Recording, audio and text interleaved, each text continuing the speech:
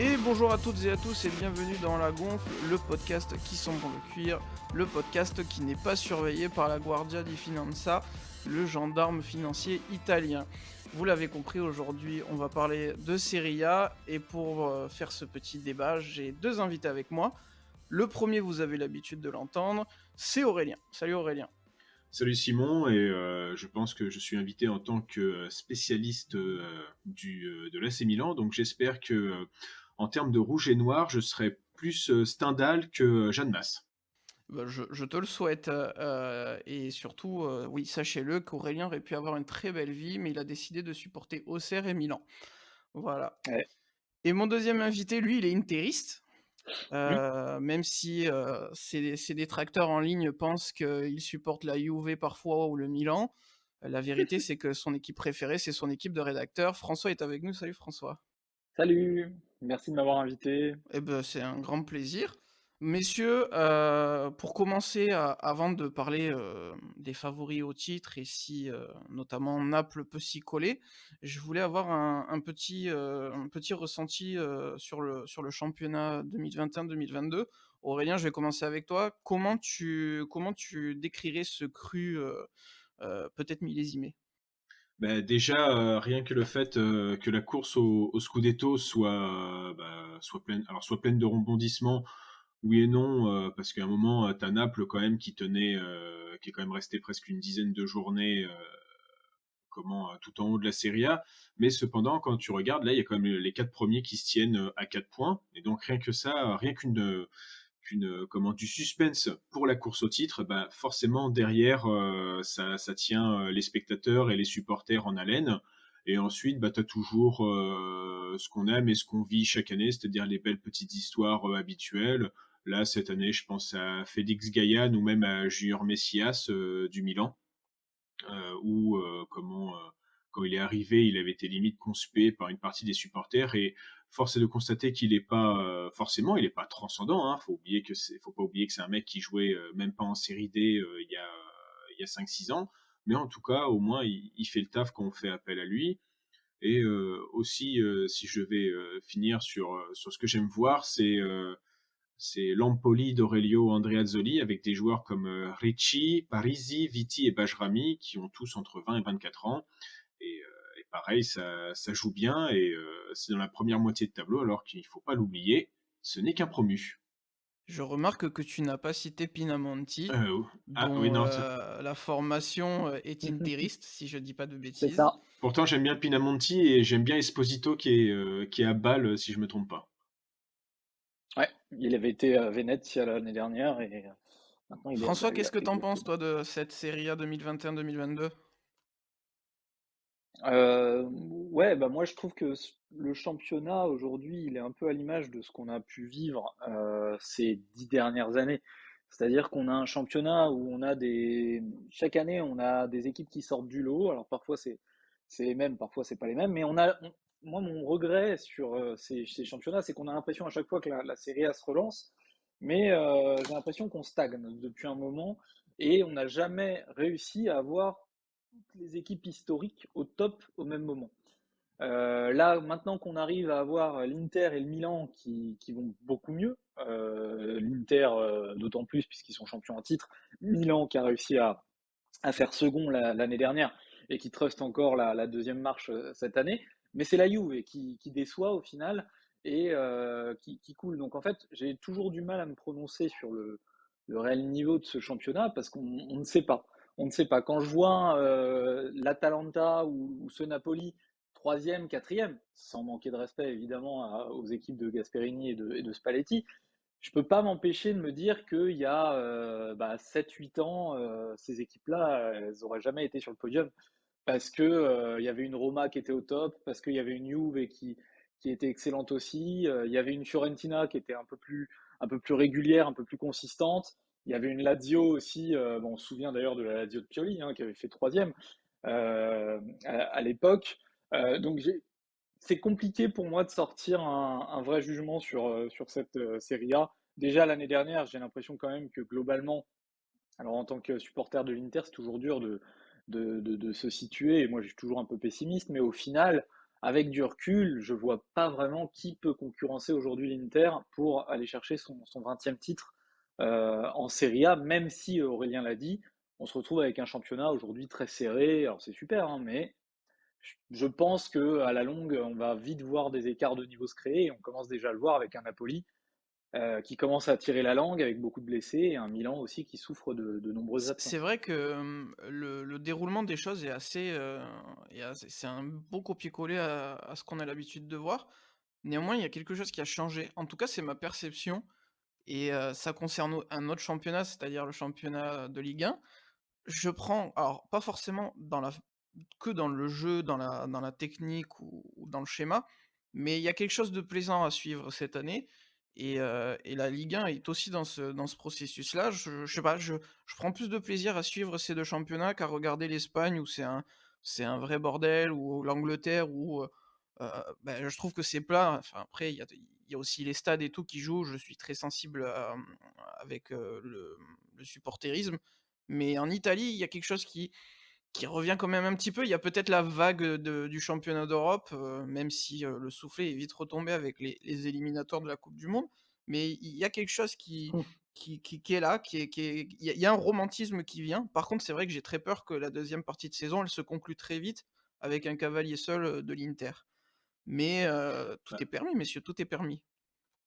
non, mais après, tu en fait, tu vois, si tu devais comparer, à l'Espagne, tu as pas mal de, d'entraîneurs qui ont plus pris, Simeone comme exemple qu'admettons, si on devait dire un Pep Guardiola, même s'il y a pas que lui qui propose du beau jeu, hein. Je trouve que, par exemple, le gegenpressing de Klopp ou maintenant on va le voir aussi avec, Rangnick, on voit déjà en 2 matchs qu'il y a déjà, des bases qui ont été mises alors que tu dis que le mec est là depuis, même pas 15 jours et donc ça, c'est le problème de l'Espagne alors que, en Italie, il y a Vincenzo Italiano, tu as Inzaghi, Simone qui reste pour moi, c'est top 3 des entraîneurs de la Serie A et je reviendrai, mon avis, quand on parlera de l'Inter, on parle, même s'ils ont perdu des personnes, pour moi, ils ne se sont pas absolument pas, ils n'ont pas baissé de niveau. Peut-être que sur des choses à long terme, mais bon, bref, ça, on reviendra. Pioli aussi, qui a, pour moi, quand même passé un petit cap. Pourtant, c'était voilà, un entraîneur qui avait la Lazio, il l'a amené une fois à la troisième place. Sinon, il emmenait toujours ses équipes en coupe européenne, mais c'était rarement la Ligue des Champions, quoi. Donc, tu as ça, mine de rien. Après, le juge de paix, ça reste toujours un peu la Coupe d'Europe. Même si c'est plaisant, c'est bien d'avoir un championnat plaisant, mais qui réussit en Coupe d'Europe. C'est peut-être ça aussi, hein, par exemple, tu comparais avec le championnat de France. C'est peut-être ça aussi qui fait qu'on aime encore plus suivre la Ligue 1. C'est que cette année, toutes les équipes engagées dans leur Coupe européenne, passer toutes les phases de poule, elles le sont encore, même si voilà, on dit qu'ils sont tous passés. Bon, petit bémol pour l'OM qui est reversé de C3 à C4, mais voilà. Et là, c'est le seul truc quand même. Je trouve la Serie A, autant l'Inter est passé, même si ça s'est fait un petit peu, il me semble.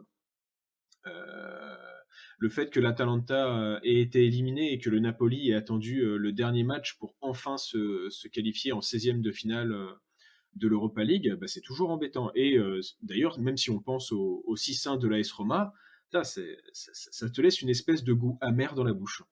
Ouais, je sais pas ce que t'en penses François, moi Pioli, tu vois, contrairement à toi Aurélien, j'ai un peu de mal encore avec Stefano Pioli. Dans le sens où, il fera le taf, ça c'est pas un souci, il gagnera des matchs, il va aller chercher des points, mais, le Milan manque encore d'identité. Je sais pas ce que t'en penses François? Mmh. Bah, j'allais le dire justement, en fait, Pioli, c'est un entraîneur. Aujourd'hui, si tu dis Pioli, bah, tu penses pas forcément à un système de jeu, une identité de jeu marquée. En fait, ça va être un entraîneur un peu bricoleur à qui tu donnes un projet ou un effectif souvent fait à la hâte, hein. Quand il est passé par l'Inter aussi, Pioli, il avait récupéré un projet défaillant et il en avait fait quelque chose de bien avant que ça s'effondre une nouvelle fois.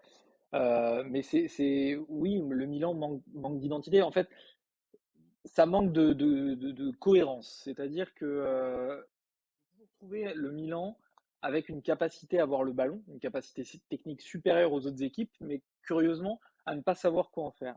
Et cette équipe du Milan, elle est dangereuse quand elle part en contre. Et pourquoi elle est dangereuse? Et je pense que le mérite ne revient pas forcément à Pioli, c'est juste qu'elle a des joueurs qui s'expriment beaucoup mieux en contre, avec Ibrahimovic qui libère des espaces, des gars comme Leao, comme Diaz, comme Hernandez, qui prennent les espaces et qui, quand ils se mettent à courir, sont inarrêtables. Voilà, je vois plus un Milan létal des choses, c'est-à-dire un Milan qui arrive à très vite sortir de situations compliquées. Maintenant, pour conquérir un titre, à mon sens, il faut être capable de dominer l'adversaire et de le mettre sous l'eau. Et j'ai rarement vu Milan aujourd'hui être capable de faire ça, sur la durée en tout cas. Là où peut-être oui, l'Inter voilà, une capacité de rebond assez incroyable. On l'a vu sur les 2 dernières journées européennes, où l'Inter donc se qualifie à l'avant-dernière journée hein, face au Shakhtar. Ça a été un peu compliqué au début. Voilà, derrière, ils gagnent leur match face à Venise 2-0. C'est sobre, c'est propre, alors qu'ils avaient donné beaucoup d'énergie. Dans le même temps, Milan s'effondre face à Sassuolo 3-1. Et derrière, encore un match de Ligue des Champions, un match nul face à Udinese, un partout avec Ibrahimovic qui les sauve à la dernière minute. Voilà, ce Milan n'est pas capable encore, à mon sens, d'avoir cette capacité de réaction, d'avoir cette capacité de domination de ses adversaires. Et je pense que Pioli, par rapport à ça, est pas étranger justement à cette absence un peu de solution. Parce que les problèmes du Milan de l'année dernière, à mon sens, on va les revoir cette saison aussi. On va revoir le même Milan que l'année dernière. Départ canon, et au moment où ça va être un peu plus compliqué, où physiquement ça va être un peu moins bon, il n'y aura pas la science tactique de l'entraîneur pour masquer ses lacunes et permettre à l'équipe de quand même remporter ses matchs facilement et de faire la différence. Ça, c'est mon avis. Mais c'est pour ça que j'ai toujours dit que oui, Milan, premier au bout de 10 journées, ça ne m'étonne pas, mais au mois de février, ils seront peut-être troisième. Ça, c'est mon analyse. Mais voilà. Je pense qu'en effet, Pioli, par rapport à un Inzaghi, par rapport à un Conte, par rapport même à un Allegri qui rencontre des difficultés à la Juve, est limité par rapport à ça. L'apport technique dans ces schémas, dans ces dispositifs pour ces équipes. Ben, on faisait un parallèle avec la Ligue 1. Moi, il y a un parallèle qui m'est venu en parlant, c'est que ça peut faire penser à l'Olympique Lyonnais de Genesio et de Garcia, c'est-à-dire que c'est une équipe qui va toujours bien se placer, qui va gagner des matchs, qui peut même, face à un concurrent direct, être vraiment très très bon et gagner des matchs, Mm. mais au final, ça passe pas. Je sais pas ce que t'en penses, Aurélien. Non, mais c'est ça. Toi, tu allais comparer. Moi, je suis complètement d'accord avec comment ça s'appelle avec François, parce que en effet, Pioli, c'est pas quelqu'un qui a une identité de jeu aussi approfondie qu'un Simone Inzaghi. Tu vois, si on devait un peu comparer, si on devait comparer à la Ligue 1, et tu vois, tu as parlé de Genesio et Garcia. Moi, j'allais tout de suite te dire Genesio et Rennes, où il a pris quand même, donc Bruno Genesio a pris la relève d'un Julien Stéphan beaucoup plus marqué, tactiquement parlant. Et d'ailleurs, quand on voit ce qu'il fait avec Strasbourg, c'est très bien d'ailleurs. Mais quand tu vas te retrouver aussi, comment ça s'appelle, quand tu vas te retrouver dans le dur, c'est vrai que j'ai rarement vu l'AC Milan se sortir de cette situation. Euh, le seul match où vraiment j'ai vu quelque chose, c'était contre Bologna. Mm. Mais après, c'est vrai que c'est compliqué. Si tu arrives à bloquer Pioli, ne sera pas forcément trouver quelque chose et n'a pas non plus le banc pour faire quelque chose. Ben, Ouais, il y avait eu le match aussi face à la Lazio qui avait été bon, il me semble, de la part du Milan. Après, c'est difficile en fait de juger une équipe sur un début de saison. Moi, j'ai pris beaucoup de recul avec ça de par les précédentes saisons, notamment que ce soit notamment l'Inter hein, qui avait pris l'habitude de commencer très fort et pour s'écrouler. Je pense qu'on voit réellement le niveau d'une équipe entre décembre et février. Parce que c'est la période charnière, c'est ce que j'appelle la fin du pic de forme, entre guillemets. C'est-à-dire que voilà, il y a eu la préparation, on commence, on est frais, Et puis on arrive à un pic et après, qu'est-ce qui va se passer? Comment on va gérer ses premières difficultés, qu'elles soient physiques, tactiques? Peut-être qu'à force de nous voir jouer, bah, les entraîneurs adverses, ils ont de plus en plus de choses à analyser aussi tactiquement et qu'on en devient prévisible et c'était un peu le problème de Conte, également en Europe et à la fin de sa deuxième saison, hein, où l'Inter remporte le titre. Je ne sais pas si vous vous souvenez, mais c'est laborieux. Ça gagne Sur, 1-0, sur- sur la fin, ouais, 2-1, ça commence. ouais, il faut des buts de Darmian, C'est enfin, ça stéréotypé devient en tout cas. compliqué, quoi. Voilà, tu sens que ça tremble un peu, ça gagne petit, mais ça Mm. gagne. Donc, il a quand même réussi son pari mentalement. Mais voilà, quand on a vu l'équipe de Conte l'année dernière, il y a eu des difficultés au début de saison, il y a eu un lancement un peu poussif, et l'équipe est montée en puissance au point de mettre, je crois qu'elle avait 6 points de retard sur Milan, et très vite elle en avait 8 ou 9 d'avance. C'est ça. Donc elle avait mis 14 points à Milan en peut-être 2 mois. C'est énorme, c'est énorme. Et là, je trouve qu'on revoit un peu ce même schéma, et on revoit un Pioli un peu impuissant. Alors certains disent oui, Milan manque de banc, mais là après il faut aller plus loin, il faut aller réfléchir au projet sportif, la direction sportive, etc. Mais avec les joueurs qu'il a à disposition, je pense quand même qu'il peut mieux faire dans la gestion de ses transitions défensives et dans l'intelligence aussi, hein. On a vu Théo Hernandez, par exemple, se prendre un carton rouge avant le derby. On l'a vu se faire expulser aussi avant, je sais plus, c'était Romagnoli peut-être, enfin je sais plus.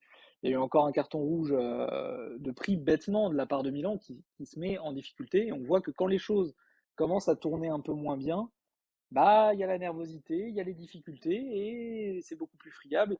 Et du coup, bah, ça souffre. Et c'est la même chose du côté du Napoli, avec Osimhen qui est blessé, avec Koulibaly qui est blessé également. Milan, il y a Kjaer qui s'est blessé les ligaments, on Ouais, rappelle, ouais, hein, saison terminée. Et c'est là où on attend de l'entraîneur aussi qu'il invente quelque chose, qu'il crée quelque chose pour trouver des solutions. Et ça, je le vois pas chez Pioli. Ni chez Spalletti d'ailleurs. Et d'ailleurs, tu fais une transition parfaite parce qu'effectivement, je trouve que l'équipe qui est le symbole de ce que tu expliques, c'est le Napoli qui a commencé tambour battant et qui est vraiment en train de s'écrouler, en tout cas au niveau comptable. Et c'était aussi le premier axe du débat. Est-ce que vous voyez le Napoli tenir même un petit peu, peut-être pas jusqu'au bout, mais jusqu'à aller peut-être en mars, au contact du podium, ou est-ce qu'il va falloir très vite passer sur la gestion de sa quatrième place et de viser la Ligue des Champions? Qu'est-ce que t'en penses, Aurélien? Bah, en fait, alors moi j'étais plus resté sur le top 4 parce que je pense pas que ça joue beaucoup aussi bien dans la tête des supporters que dans la tête des joueurs. Être troisième ou quatrième, sachant que tu es qualifié Ça change ouais, pour la rien. Ligue des Champions, t'es content. Donc moi je préfère regarder par exemple ce qu'il y a derrière le Napoli, donc l'AS Roma et la Fiorentina. Et en fait, quand tu vois, ces deux équipes ont à peu près le même problème, c'est qu'ils ne savent pas gagner contre les gros. Ou, bah, par exemple, la Fiorentina, parce que bon, je suis plus attiré par la Fiorentina cette année, pas parce qu'il y a Vincenzo Italiano, et je préfère Vincenzo Italiano à José Mourinho, mais bon, ça n'engage que moi. Mais quand tu regardes la Fiorentina, ça a perdu contre le Napoli, contre l'AS Roma, contre l'Inter, même contre la Juve. Et quand tu vois le niveau de la Juve et le niveau de la Fiorentina, normalement tu te dis il n'y a pas photo. Vlahovic, Mais il est censé. ça bat Milan. Mais ça bat Milan. C'est la seule exception, en effet. Mais c'est passé pas loin non plus du 4-4. Mm. Ouais, c'est vrai. C'est, C'est c'est, vrai sur la fin de ouais, match. c'est Ouais. ça. Mais bon, ça après, tu vois, tu parlais de l'AC Milan, François, c'est vrai que gérer 90 minutes, l'AC Milan ne sait pas gérer 90 minutes. Ah, ils savent Ouais. pas faire. Ah ouais, non, non. Malheureusement, la Fiorentina, j'ai l'impression aussi. Et bah, autant, bah voilà, tu as la Roma qui avait bien commencé avec Mourinho, mais pour moi, bah, tu retrouves le José dépassé de la Première Ligue avec sa période fin Manchester United et Tottenham. Des victoires beaucoup trop à l'arraché. Et la Conference League, ils peuvent se gargariser du fait qu'ils soient quand même premiers du groupe. Mais bon, ils ont perdu 6-1 contre Bodo Glimt. Ils ont fait 2-2 derrière. Alors autant bravo au champion de Norvège, d'ailleurs, où pas mal de joueurs commencent à intéresser. Il y avait Auge, non? Qui était au Bodo. Euh, Qui était au Milan, qui est parti oui, là. oui, Mais oui, le c'était, oui, en Bodo, effet. il venait de Ouais, Bodo, ouais, et hein. qui fait une bonne saison d'ailleurs à l'Eintracht Francfort. Et là, actuellement, Ouais, c'est Patrick Qui ne Berg. fait pas une bonne saison en Bundesliga? Ouais, c'est ça aussi. De quoi? Qui ne Qui fait ne fait pas Ouais. une bonne saison Bundesliga? Ah, mais je sais pas, il y a Ciro Immobile? oui, par Oui, exemple. oh oui, oh là là, le missile. Parce que Ouais, ouais. Valentin Lazaro, il a été bon, hein. Ah bah oui, mais lui, il vient de là-bas, hein. Il est arrivé à l'Inter, c'est vrai que Lazaro, pas du tout intéressé, Conte, hein, mais enfin, quoique c'est lui qui le voulait, donc c'est toujours bizarre un peu avec Conte. Mais ouais, donc voilà, pour le moment, en fait, c'est vrai qu'il y a des blessures, mais les blessures, ça va revenir. Je sais que toi, tu veux parler un peu de la CAN qui arrive en janvier, Simon. C'est diff ça, hein. Ah bah oui. Ouais, mais je trouve quand même qu'il y a des satisfactions. Lozano a l'air bien, Elmas aussi, mais c'est vrai que on n'a pas vu Fabian Ruiz et pour cause, hein, il est blessé, mais on l'a pas vu et c'est vrai qu'on attend son retour. On parle quand même d'un joueur où beaucoup de gros clubs se positionnaient dessus. Mmh. Beh, François, je sais pas ce que t'en penses, effectivement, moi, Bah, c'est ce qui me fait, être pessimiste pour le Napoli, c'est qu'il y a la CAN qui va arriver, que tu as aussi des blessures, donc Osimhen, qui d'ailleurs était de toute manière, concerné par la CAN. Est-ce qu'avec des joueurs, qui portent satisfaction comme, je sais pas, je sais qu'Aurélien avait aussi parlé de Zambo Anguissa, il y a oui, Osimhen, très bon début, tu as aussi Koulibaly qui de toute manière est aussi concerné, par la CAN. ouais. Est-ce que ça peut tenir sans ces cadres-là? Surtout qu'en plus ça fait vraiment partie dans le schéma tactique de l'épine dorsale. Après, je crois que quand il y a la CAN, de mémoire, il me semble que c'est la trêve en Italie, enfin, il y a un truc comme ça, mais ça va avoir un impact physique sur les joueurs, ça c'est certain. Maintenant, il faut regarder aussi les équipes, c'est-à-dire si on aligne les équipes là sur un mur et on regarde qui aujourd'hui a les épaules en Italie pour jouer un championnat, une Coupe d'Europe, une Copa, laisser partir ces joueurs au championnat d'Europe l'été dernier, aux qualifications pour le mondial, à la Cannes et aller faire une Coupe du Monde d'ici un an au Qatar. Bah, moi, je vois qu'une seule équipe aujourd'hui qui a les reins assez solides pour affronter ça, c'est l'Inter. Et quand tu enlèves l'Inter, bah, tu regardes les équipes. Moi, le Napoli, à effectif complet, avec un 11 type, si on fait la comparaison des 11 types, le Napoli, vu ce qu'ils ont montré en début de saison, ils pouvaient gagner le Scudetto. Le problème, c'est que une saison, on ne regarde pas 11 joueurs, on dit ah ouais, ils sont super, ils sont forts, ils ont fait 8 très bons matchs, c'est eux qui vont gagner, c'est pas comme ça que ça marche, c'est trop facile sinon. Donc, quand tu regardes le paysage de la Serie A, on ne peut pas comparer par exemple un Napoli avec un Milan, une Inter ou même une Juve, parce que c'est pas le même potentiel financier, pas le même projet. Voilà, ça pas la même, c'est pas un club de même envergure entre guillemets. Mais aujourd'hui, même si je prends Inter, Juve et Milan, la seule équipe qui me semble avoir les reins assez solides, c'est l'Inter. Ensuite, dans un second temps, tu as le Milan, parce que le Milan, même si on sait qu'ils vont caler un peu, ils vont rester en haut. Pourquoi? Parce que derrière, il n'y a pas d'équipe qui peut venir se mêler à la bataille. Même l'Atalanta, même le Napoli, encore moins la Roma qui joue sans numéro 9. Il faut le rappeler, Abraham, pour moi, c'est pas un numéro 9. Le Napoli a quand même la chance, bon, Osimhen est blessé, il y a Petagna quand même qui peut revêtir ce rôle, Mertens qui sait jouer en buteur, mais voilà, le Napoli, c'est une équipe qui, pour moi, peut jouer le Scudetto à effectif complet, avec son 11 type tout le temps frais. C'est une équipe qui a le talent pour remporter le Scudetto. Maintenant, dans une saison, le Napoli, ça visera le top 4, pas plus. Milan, ça visera le top 4, pas plus. L'Atalanta, ça visera le top 4, pas plus. Comme Aurélien l'a dit, deuxième, troisième, quatrième, c'est la même chose. La Juve, ça va viser le top 4, pas plus. La Roma, c'est même pas la peine d'envisager le top 4, la Fiorentina non plus. Et l'Inter, ça, je vois pas comment le titre peut échapper à l'Inter. Et si le titre échappe à l'Inter, ça sera une grosse déception pour les Nerazzurri parce que ils ont encore plus les clés en main que l'année dernière. Là, ils n'ont pas de rival pour moi. Donc le Napoli, oui, ça peut gagner le Scudetto sans blessure, avec une équipe fraîche, avec une seule compétition à jouer. Malheureusement, c'est pas le cas. Ouais, sachant que je pense pas, tu vois, autant l'Europa League a été un peu laborieuse, hein, le Napoli. Ah, mais ils sont passés, hein. Ouais, ils sont passés. Je me demande s'ils n'étaient pas prêts à faire une croix dessus, mais quand tu vois qu'ils ont un 16e de finale à jouer contre le FC Barcelone, je vois Ouais. mal l'orgueil napolitain et aussi bien même l'orgueil de Spalletti euh, balancer ce match. Autant on l'a vu, Ah oui, et puis autant on l'a vu sur la phase de poule où tu t'es dit quand même il y a des matchs. J'arrive plus à me rappeler. Il y avait contre qui Bah, t'avais Spartak Moscou, Lokomotiv Oui, Moscou, je sais plus quoi. ouais, ça devait être le Spartak. Tu devais avoir tu avais Leicester Moi, j'ai plus en tête. Ouais, Leicester qu'ils ont battu du coup jeudi. et 3-2, je crois. il y avait le Legia Varsovie. Ah, c'est Legia Varsovie, pardon. Ouais, Autant Legia pour Varsovie. moi. Et tu vois, c'est vrai que la deuxième journée, bah, Naples qui se fait avoir, qui perd 3-2 contre le Spartak. Euh, C'était pas et d'ailleurs non, qui fait même un mauvais début parce que ça fait match nul contre Leicester et ça perd contre le Spartak Moscou. Oui, ça perd à Moscou. Il a fallu le Legia pour leur permettre de récupérer même. Ouais, ils sont passés. Ils sont passés dans un mouchoir de poche. Ils sont quand même deuxième derrière le Spartak, quoi. Ouais, ouais, donc alors que normalement, le Napoli, bon, ça a un héritage quand même assez intéressant. Il y a quand même un groupe qui est solide. Maintenant, c'est un groupe aussi qui a peu d'expérience. C'est-à-dire que si tu enlèves Koulibaly, Mertens, Insigne, tu te retrouves quand même avec un groupe relativement inexpérimenté du très très haut niveau. Mm. Osimhen est blessé, Koulibaly est blessé. Bon, Et t'as toujours. euh, Moi, ce qui me gêne aussi avec le Napoli, c'est l'alternance toujours Meret et Ospina, quoi.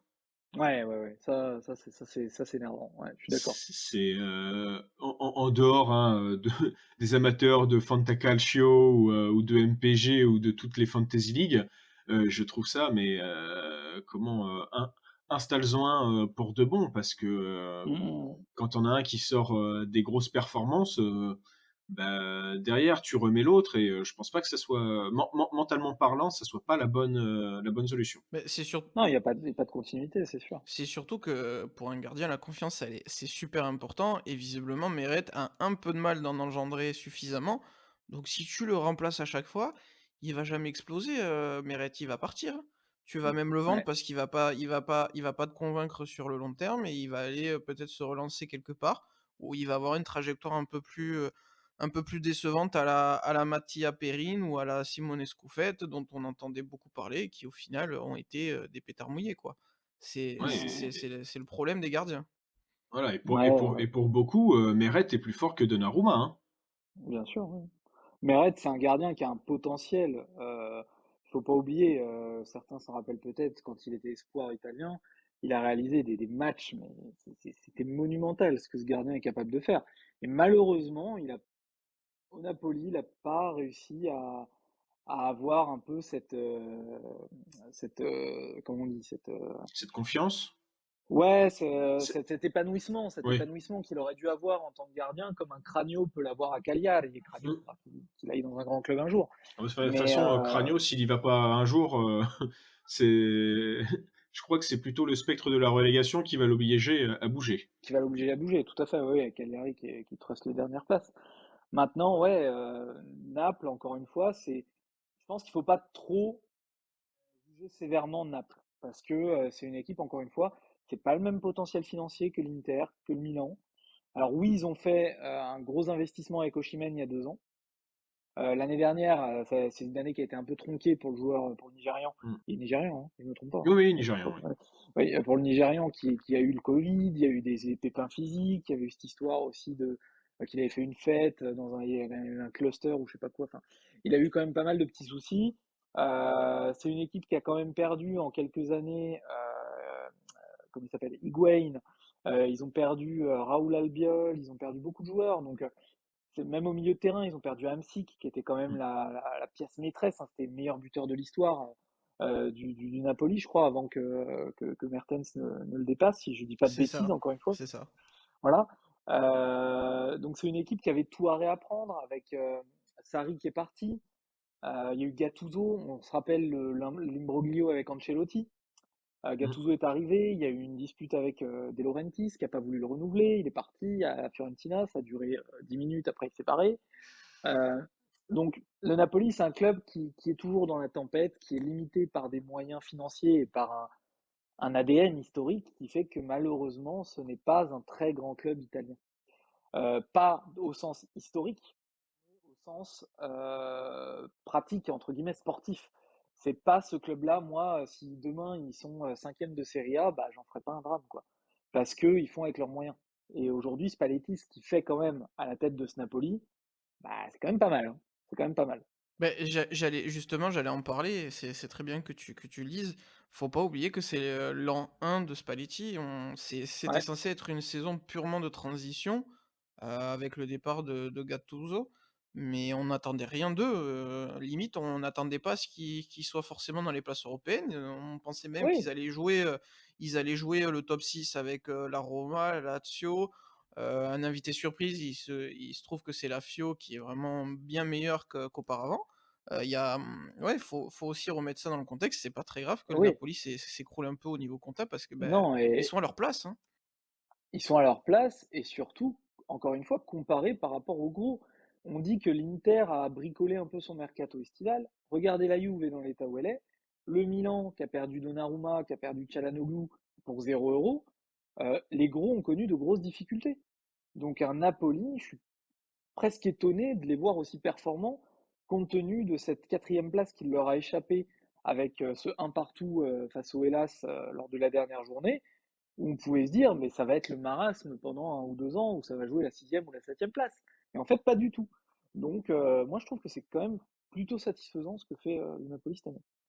Ouais, complètement, surtout qu'après, De Laurentiis n'est pas réputé normalement pour faire des grosses emplettes Ouais, et que l'entraîneur, on parlait de bricolage par exemple avec Pioli, même un Ancelotti, il a dû bricoler, un Gattuso, il a dû euh, bricoler c'est ça. et je suis même sûr que Spalletti, il bricole en réfléchissant, chaque semaine en disant: «Bon, Ouais, alors, bah ouais. qu'est-ce que je fais là?» Quand on voit des clubs comme l'Inter qui ont dû faire un mercato quasiment à 0 €, bah moi, le Napoli, il fait quoi? Euh, Mmh. Si l'Inter n'y arrive pas ou la Juve n'y arrive pas, bah, que peut faire le Napoli? Donc je suis pas inquiet pour Naples. Je pense qu'ils font une très bonne saison. Ils ont des blessés. Pour eux, cette période décembre-février va être compliquée, mais ils seront au combat en fin de saison et je pense que oui, ils peuvent, le top 4 est à leur portée, largement.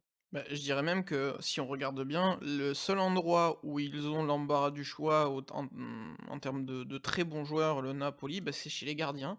Et c'est probablement le dernier poste que tu veux doubler quand tu n'es pas une grande équipe. Parce que c'est Ouais, ouais, différent quand ouais, tu joues sur trois tableaux et que tu vas aller au bout. c'est ça. Mais pour le Napoli, d'avoir deux internationaux au même poste de gardien, c'est un Ça peu sert à débile. rien. Ouais, ça sert à rien. Mais Et pourtant ça, après c'est, c'est une mode qui vient, enfin ouais, au chaque PSG, c'est pareil. PSG, c'était pareil. À Barcelone, c'était pareil. À Manchester City, c'était pareil. C'est quelque chose. L'alternance des gardiens est devenue presque une mode Bah, pour à la Juve, pendant un temps, il y a eu ouais, l'alternance Szczęsny-Buffon, hein. ouais. Après Buffon, c'était pour lui faire dépasser Maldini, je pense. Ouais, mais il y avait eu quand même cette alternance Ouais, qui ouais. avait. Mais c'est vrai que Simon, il a raison quand il dit ça. C'est vrai qu'au Napoli, quand tu regardes les déficiences de l'effectif, Mm. le poste de gardien de but, c'est peut-être le dernier où tu as besoin. Regarde, l'Inter est championne avec Handanovic. Donc, je veux dire, tu peux. Bah ouais, donc tu peux quand même imaginer que le gardien, bon, oui, tu peux t'en sortir avec un seul gardien très bon, et plutôt que d'avoir le deuxième qui te coûte un bras, bah tu renforces peut-être un peu ta défense centrale où c'est l'agonie, et ton milieu de terrain où même si tu as des bons joueurs, tu sais que derrière, quand il va falloir les remplacer, c'est compliqué. Et ça, c'est le résultat. Alors, il y a le potentiel financier du club, mais c'est le résultat aussi d'une politique sportive où quand il a fallu acheter comment il s'appelait là, celui qui avait signé au Napoli, il a été vendu parce que Macaque, non? Zinedine Si, c'est ça, Machache? Macaque. Voilà, Ah, oui, Machache, Machache. ouais, Oui, qui a eu des soucis à Toulouse. oui, c'est ça. Voilà, enfin, il y a quand même une politique sportive au Napoli qui a été un peu douteuse avec Giuntoli. Il n'y a pas de centre de formation, hein, il y a très peu de formation. Vous Mm. verrez jamais un petit formé qui sort de Naples, c'est très rare hein, maintenant. Et aujourd'hui, voilà, ils le payent avec des choix parfois douteux. Quand ils achètent Lozano ou Ancelotti qui veut mettre en Mm. place un 4-4-2, c'est débile. Oui, Parce bah que oui. Lozano, c'est un ailier. Et il y a plein de petites incohérences comme ça dans la politique sportive qui ont fait que le Napoli s'est retrouvé en difficulté aussi avec ses entraîneurs, parce qu'ils n'avaient pas l'effectif qu'ils voulaient pour mener à bien leur barque, quoi, tout simplement. Bah, c'est un peu comme si tu avais un super club de foot qu'il faut faire tourner et que ta priorité c'était de rentrer en bourse, non? Ouais, c'est un peu ça, hein. Voilà. C'est un peu ça. C'est un peu ça. On en connaît des clubs comme ça. Toute ressemblance avec un club qui joue en noir et blanc serait Heu, fortuite. fortuite, fortuite. Bon, du coup, monsieur, on a déjà fait 2 constats, c'est que Naples ne peut pas, jouer les avant-postes, l'Inter semble au-dessus. Maintenant, j'aimerais avoir Bah votre oui, oui, avis, oui. et je vais commencer avec François. Quelles sont les armes pour le Milan et l'Atalanta? Alors j'inclus l'Atalanta parce que, pour moi, c'est une équipe, d'émotion. C'est une équipe qui joue, tellement, qui doit tellement donner parce que déjà, s'ils se donnent pas à fond, ils sont trop friables. Ils se donnent tellement que la dynamique, elle est toujours exagérée. Soit ça va être exceptionnel, soit ça peut vraiment partir en lambeaux et du coup, beh, je sais pas, une bonne épopée en Europa League, une bonne victoire face à un concurrent direct, ça peut créer quelque chose. Après, ça reste fragile, mais du coup, quelles sont les armes, du Milan et quelles sont les armes de l'Atalanta selon toi pour, aller Bah chercher l'Inter, dans un scénario un peu à la Verstappen-Hamilton? Bah, l'Atalanta, ça va être un peu le miracle de Noël, c'est-à-dire que c'est une équipe, bah, c'est Gasperini son atout, hein, à l'Atalanta, il y en a pas d'autre. C'est-à-dire que peu importe les joueurs à l'Atalanta, peu importe ce qui part, qui arrive, tant que Gasperini est là, c'est de très bonnes choses. On en est presque déçu de les voir finir troisième de leur groupe de Ligue des Champions. Mais en fait, c'est juste normal. C'est une équipe aujourd'hui qui fait des miracles constamment. Donc, sur la durée, je ne conçois pas l'Atalanta inquiéter l'Inter. C'est pas possible, même s'ils sont à 3 points, je ne les vois pas du tout inquiéter l'Inter. Maintenant, les voir créer la surprise en allant taper une Juve, ils l'ont déjà fait d'ailleurs, un Milan ou même embêter l'Inter, ils l'ont fait sur le match aller, ça m'étonne absolument pas. Maintenant, dans la continuité, ça va être compliqué. Parce que comme toutes les équipes, ils vont avoir leur baisse de forme. Donc aujourd'hui, tu as un Muriel qui, quand il rentre, il touche un ballon, il marque. Ça, c'est un truc, c'est lunaire. Mais ça, c'est tout le mérite en revient Et, à et- Gasperini et parce ça que et- ces et ça tient joueurs-là, depuis un an et demi, hein. et ça tient depuis un an et demi, mais ces joueurs-là, quand tu les mets dans d'autres clubs, ils vont moins bien performer. Donc ça veut dire que c'est Gasperini, et on en revient à ce qu'on disait tout à l'heure par rapport à l'impact d'un coach sur la tactique d'une équipe. Gasperini, il a sa patte, il a sa tactique, et peu importe qui tu lui mets, il va arriver à en faire quelque chose et à le faire adhérer à son projet de jeu. Ce que n'a pas un Pioli, par exemple. Mm. Et ça, bah, ça c'est précieux pour l'Atalanta. Le jour où Gasperini, je pense, part de l'Atalanta, bah, l'Atalanta va prendre un coup sur la tête, c'est sûr. Ils ont perdu Gomez, ils ont perdu Castagne, Mm. ils ont perdu, enfin, ils en ont perdu plein, avec des Gagliardini qui étaient énormes, des Conti, des Caissier, c'était des joueurs qui à l'Atalanta brillaient. Et on a Golini vu ce que ça aussi. a donné, Golini, et on a vu, pour la plupart, les joueurs, quand ils ont changé de club, comment ça a été difficile pour eux. Parce que Caissier, quand il est arrivé au Milan, c'était catastrophique. Gagliardini, quand il arrive à l'Inter, c'était catastrophique. Là, ça va un petit peu mieux. Caissier, ça va beaucoup mieux. Conti à Milan, bah, il est fini par partir à Parme, et puis maintenant, on ne sait pas trop ce qu'il fait. Castagne, il est en Angleterre, je crois. Il est du côté de Leicester, non? Oui. Oui, mais je suis pas sûr qu'il joue, hein. Bah, il a joué contre Naples en Europa League, mais c'est pas non plus. Quand on voit Castagne en Serie A, c'était limite, il fallait l'avoir au Fantacalcio, quoi, parce que il était incroyable. Et aujourd'hui, c'est des joueurs qui deviennent quelconques dans d'autres clubs. Pas sûr qu'un Zapata, un Muriel, tu les mets à la Lazio, au Napoli, je suis pas sûr qu'ils soient aussi forts. Et ça, c'est Gasperini. Donc l'arme de l'Atalanta, pour moi, c'est Gasperini. Après, tu m'as parlé de l'arme du Milan pour aller titiller l'Inter. Ça sera sur sa faculté à préserver ses top joueurs. Parce que tu leur enlèves Hernandez, tu leur enlèves un Ibra qui, mine de rien, sait faire les déviations, sait être décisif quand il le faut.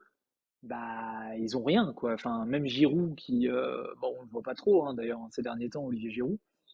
Et ouais, Milan, ça va vraiment être sur les postes clés, que ce soit Hernandez, bah, Kier, du coup, c'est loupé, donc ça va être Voilà. compliqué. Il y a Donc il va falloir Caldara, hein. vraiment, Finalement, hein, ouais, perdre Caldara, bah, ça a ouais, ouais, été, ouais, ça a été préjudiciable, hein, pour l'AC Milan. ouais, ouais, ouais. Qui joue à droite déjà là en remplacement, j'ai un trou. Bah, ça doit être Kalulu. Oui, en ce moment, oui. Calgu, ouais. Kalulu Donc ou t'as Florenzi. Florenzi, oui, qui est pas non plus d'une première fraîcheur, quoi. Donc c'est compliqué pour moi d'imaginer le Milan.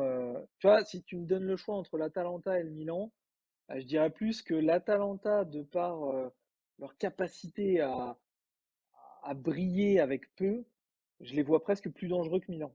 Ah bah oui, pour moi, c'est même une évidence, ça. C'est-à-dire que dans le jeu proposé et aussi dans la manière d'approcher les matchs et dans la dynamique actuelle, parce que n'empêche que le tournant de Noël, il est quand même très important. Si tu te rates avant Noël et que tu prends du retard, c'est difficile à combler. Ouais, Si tu es encore à un niveau, ça te garantit pas non plus d'être au bout, à la fin de saison.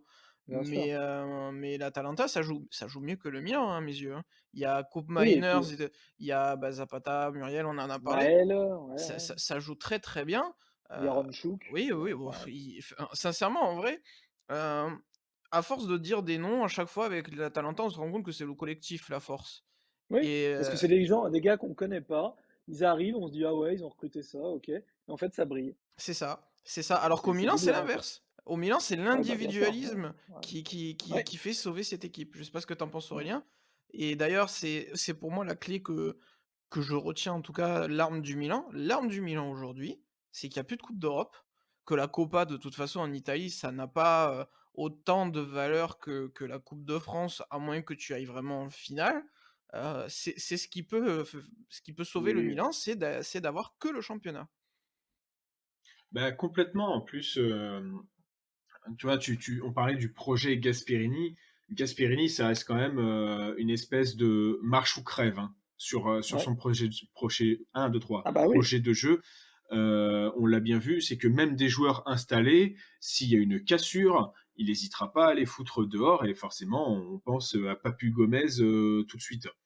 ouais, Je pense que le Milan, en fait, j'ai cette impression, c'est la course au point dans le sens où on sait, on sait, les dirigeants le savent que comment que les finances sont pas au beau fixe. Il y a rien qu'à voir sur le comment sur les transferts, même si malheureusement on n'a pas beaucoup de rentrées d'argent, on essaye de pas en sortir non plus énormément. Et donc en fait, tu as cette course au point pour pour être tout de suite être bien placé dans le wagon de tête. Ça marche bien d'ailleurs depuis 2 ans. Franchement, on touche du bois là-dessus. Mais, euh, mais c'est vrai que putain, là où Maldini a pas été, autant il était très bon, je trouve, depuis qu'il est directeur sportif. Enfin, pour moi, il reste quand même bon par rapport à un Leonardo qui a fait des paris qui ont malheureusement pas fonctionné. Et par contre, je pense qu'il y a un truc avec Paqueta qui a dû se passer parce que quand tu vois comment il marche sur le championnat de France, à mon avis, il pouvait faire la même chose sur la Serie A. Ça reste que mon avis, mais bon, bref. Mais là, quand tu vois les remplaçants qu'il a pris, je pense à Fodé Ballo-Touré ou à Florenzi. Ah bah alors là, c'est catastrophique, quoi. Tu le vois, la différence de niveau entre un Caldara ou un Théo Hernandez. Alors que normalement, t'es pas. On parlait de l'Atalanta. Comment là, je vois Malinowski, il a pas dû jouer. Il a pas joué ce week-end. Du moins, c'est ce que j'ai cru. Calabria, hein, tu dit Caldara, c'est Calabria. Oui, Calabria, oui. C'est Ouais, parce que je suis focalisé sur Mattia Caldara qui réalise une bonne saison à Venezia.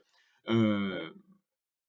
Euh, Merci de m'avoir repris, François. Bah, pas de souci. Donc Malinowski, il n'a pas joué ce week-end, je crois, avec l'Atalanta. C'est Cop Miners qui l'a remplacé. Qui est en feu. Il a et qui est en feu. Et bon, de toute façon, c'est pas non plus une surprise. À vrai dire, encore Malinowski, on pouvait avoir une espèce de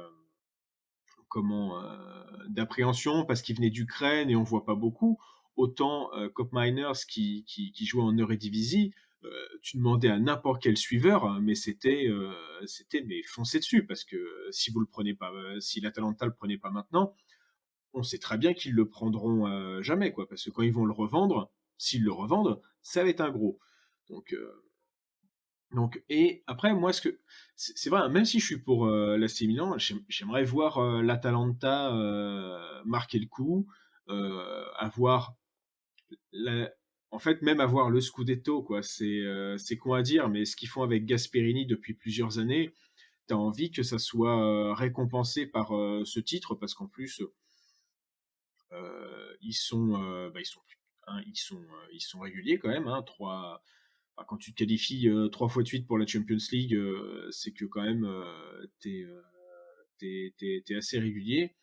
Je trouve ils ont les armes en plus pour le faire parce que le recrutement est intelligent. Enfin, mais rien qu'à voir quand tu vois ce qu'il a fait à l'Euro, il n'est pas encore au même niveau ça c'est toujours assez marrant de voir les joueurs plus forts en sélection que lors que dans le championnat. Mais bon, enfin c'est cette force de collective ou de collectif. Tu veux voir gagner et je ne serais pas surpris qu'ils finissent deuxième devant l'AC Milan. Hein.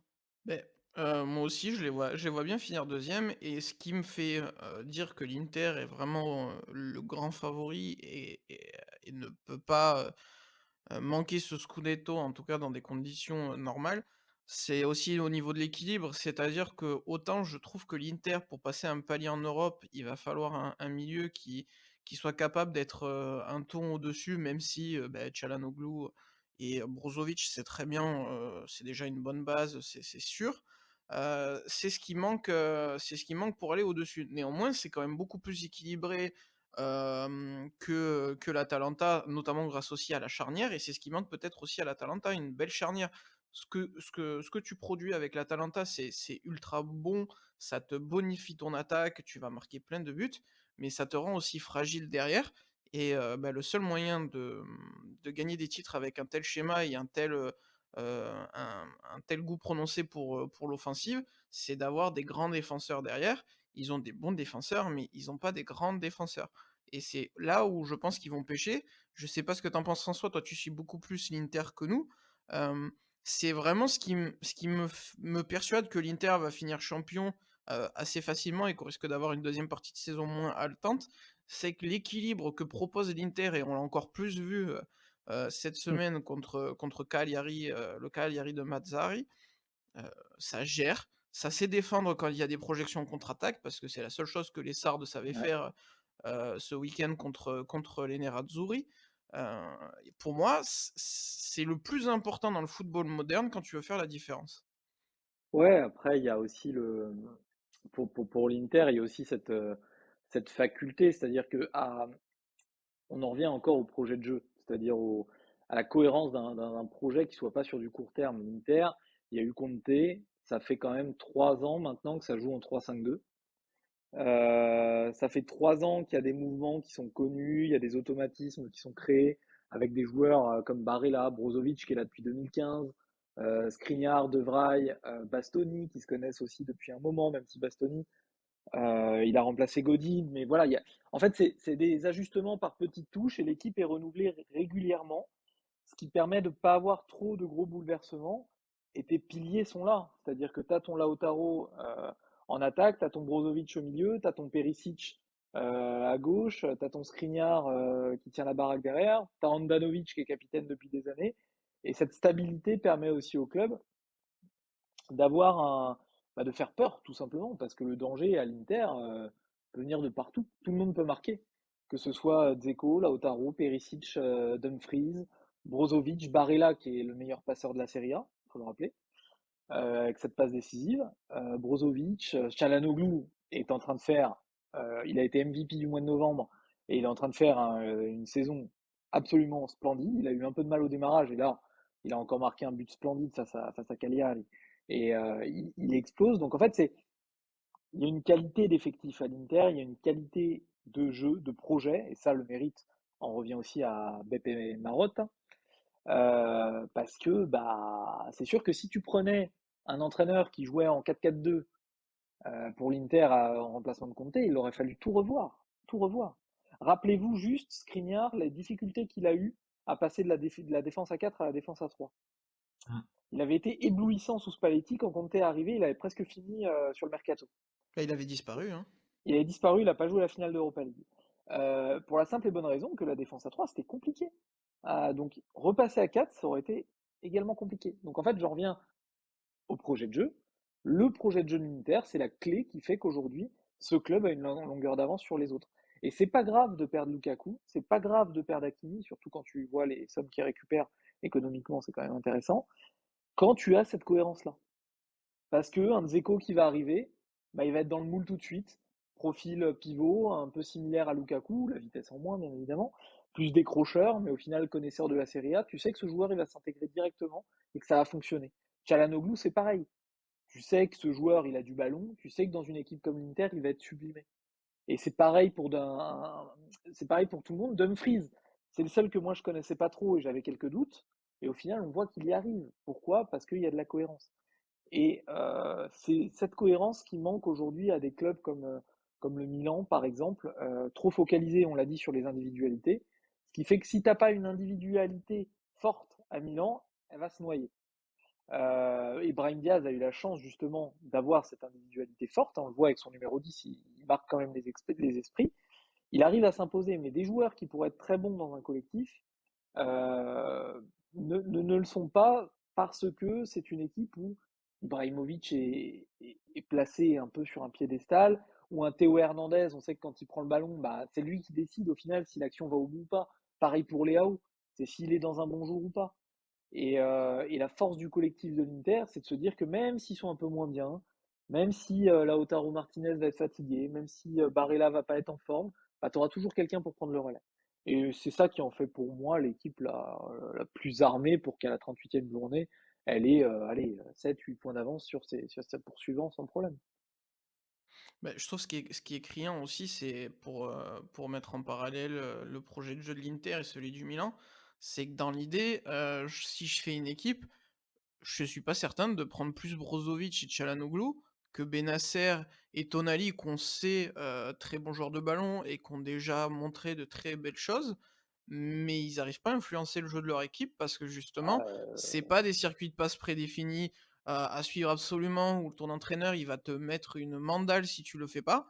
Alors qu'à l'Inter, tu vas passer sur les côtés parce que c'est ta force, parce que tu vas avoir Barella qui va toujours se mettre entre les lignes et qui va, distribuer aux attaquants et les attaquants savent exactement comment ils vont être servis. Faut le voir, il y a des passes lumineuses qui sont données, si tu ne le sais pas d'avance, tu peux pas la récupérer cette balle.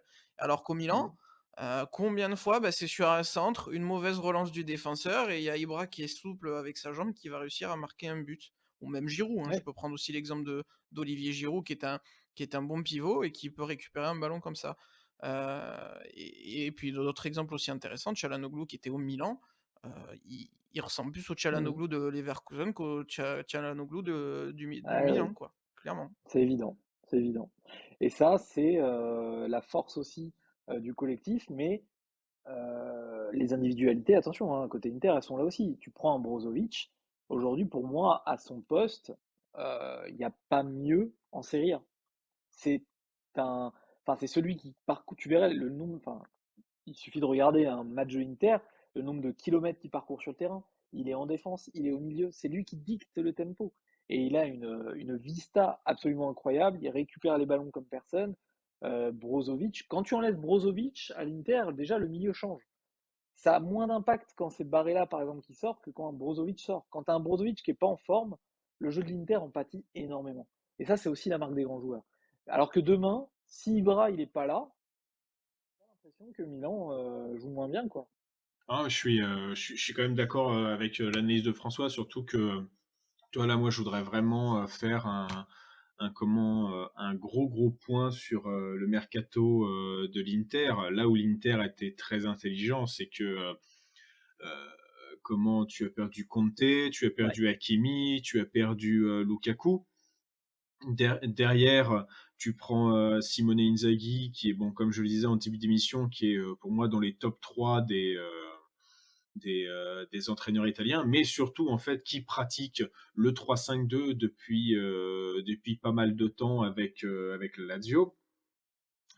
Tu perds donc en perdant Hakimi, tu le remplaces par Dumfries et tu as aussi Darmian. Matteo Darmian, oui, Darmian qui que s'est fait une très belle enfin qui s'est Oui, refait la cerise du côté de Parme avant, si je me trompe ouais. pas. c'est ça et un excellent produit du Torino. Voilà, c'est dit. Voilà, en effet. Et tu perds Lukaku et tu prends Edin Dzeko qui a toutes les qualités d'un Lukaku, peut-être même un peu plus en termes de technique, parce qu'on ne l'imagine pas, mais Dzeko, malgré son mètre 95, si je me trompe pas. Il en a dans les jambes. Moi, c'est vrai que je reste toujours sur la fameuse remontada contre Barcelone. Mais le mec, c'est fou. Enfin, être aussi grand et réussir à faire ça avec ses jambes, je trouve ça magnifique. Donc, c'est vrai que rien que ça, forcément, en fait, l'Inter avait forcément une longueur d'avance sur tous les autres, mais elle a su quand même conserver, enfin, la conserver. Et au contraire, par exemple, de l'AC Milan, je trouve que, par exemple, bah là, Ibrahimovic, il est en train de Ouais. subir complètement le poids des âges. Où, ok, il dévie pas trop mal de ce côté-là. C'est pas moi qui vais dire ouais, mais c'est vrai que ça commence à être, je trouve, assez problématique. Bah, on parlait par exemple je parlais du match contre Bologne. Il finit quand même avec un but à la fin, mais en fait, limite, si on s'arrêtait avec son but contre son camp, en fait, ça aurait été largement le, le bon résumé de Zlatan Ibrahimovic contre Bologne. Il a joué contre le Milan AC alors qu'il Ouais. portait la tunique du Milan AC. Donc, c'est c'est dur, mais on parle d'un mec qui est quand même à deux doigts de prolonger. Et ok, hein, je comprends. Il y a encore eu des, euh, des interviews. Je crois que c'est Pierre Calulu qui a donné ça à SoFoot, qui expliquait encore l'importance de l'apport de Zlatan Ibrahimovic. Mais à un moment, c'est soit ce mec-là, tu l'intègres dans ton staff, mais sur le terrain, trouve quelque chose d'autre, ou alors prends quelqu'un qui a cette même faculté comment dire, de leadership, mais, euh, mais qui arrive à faire quelque chose de Ouais. ses deux jambes et qui a une bonne VMA, quoi. Beh, c'est surtout que j'ai l'impression que le problème avec Ibra, c'est les profils qui lui sont associés, parce qu'on parle de lui comme un pivot et on a aussi dit que Dzeko était un pivot, mais les 2 ont un monde d'écart dans la façon de jouer. Dzeko, il a une intelligence de déplacement qui est ahurissante et il permet quand même au jeu d'être fluidifié.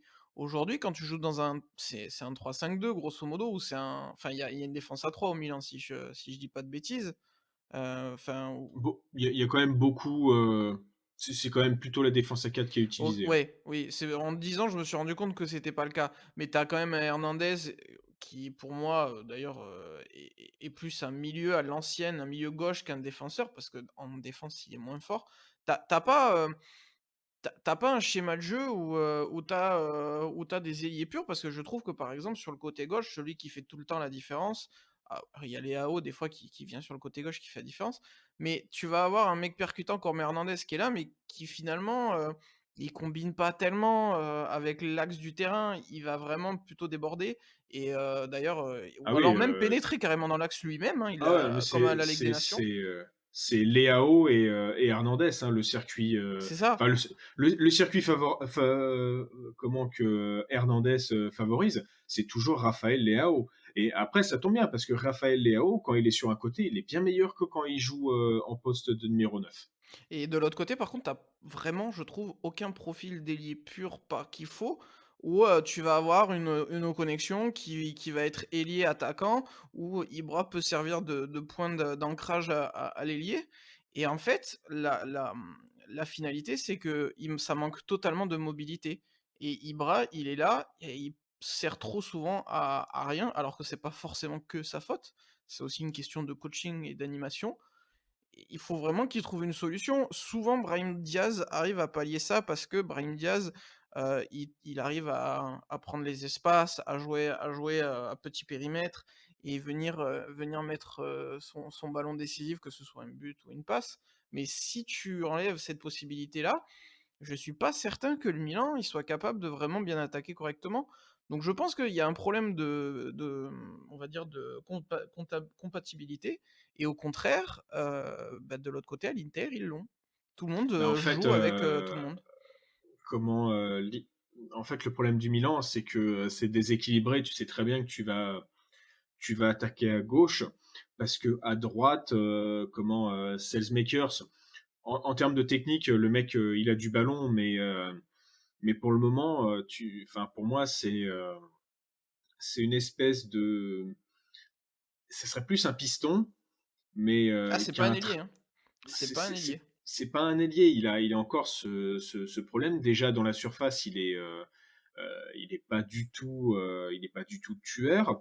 Il est pas mauvais, sur, les centres, même si parfois je trouve qu'en fait, il a tendance à trop, heu, genre à centrer, centrer, centrer et à un moment, il se dit, «Inch'Allah, ça va passer». Mais pour le moment, c'est brouillon. Alors OK, il fait les retours, défensifs, ce qui pour un ailier, est plutôt agréable parce que, moi je vois pour jouer au foot à mon faible niveau, étant latéral, je suis bien content, de pas me retrouver à 2 contre 1, régulièrement. Mais Calabria, ouais, je me trompe pas là, Calabria est très est très bon en centre, mais tu as envie, d'un gars, ouais, tu as envie d'avoir la même chose que Hernandez Leao où ça casse à chaque fois, comment Hernandez, je pense que quand tu es latéral, je pense que tu ressors du match, tu es quand même lessivé, quoi. Ouais, Même si tu as réussi à le contenir, tu es lessivé. Oui, puis je sais pas l'utilisation que j'en ferai, hein. Je sais pas ce qu'en pense François, mais Hernandez, je le mettrai pas en latéral. Je m'adapterai limite mon système vu ce qu'il bah, apporte et en moi je trouve piston. qu'il sait pas défendre, hein. Ah oui, on est d'accord, hein. C'est pas Lucas, hein, loin Donc, de là, hein. ah non, non, il sait pas défendre Théo Hernandez.